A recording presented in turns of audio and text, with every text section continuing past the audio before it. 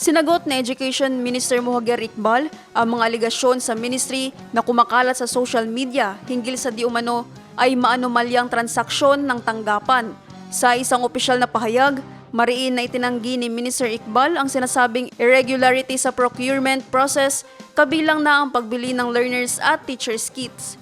Dumadaan aniya sa mahigpit na internal at external controls ang lahat ng kanilang transactions bilang pagsunod sa batas, rules and regulations at sa Republic Act No. 9184 o ang Government Procurement Reform Act as amended by RA 12009 at sa implementing rules and regulations at pertinent issuance mula sa Commission on Audit. Dagdag sa pahayag na ang MBHTE procurement process ay transparent, accountable at consistently subjected aniya sa post-audit ng COA. Misleading din aniya ang sinasabing 1.7 billion pesos transaction na isinagawa sa loob ng isang araw na walang kaukulang review. Pinaimbestigahan naman ng MBHTE ang di umano ay pagbibenta ng mga learners at teachers kits sa mga guro.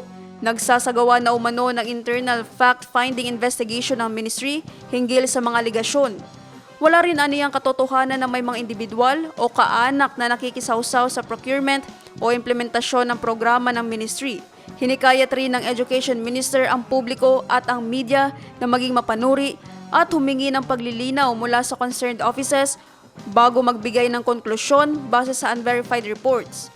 Matatandaan na kumakalat online ang mga aligasyon ng pagpapalabas ng pondo ng ahensya na hindi umano dumaan sa tamang proseso, gayon din ng umano'y pakikialam ng ilang kaanak ng opisyal sa implementasyon ng mga programa.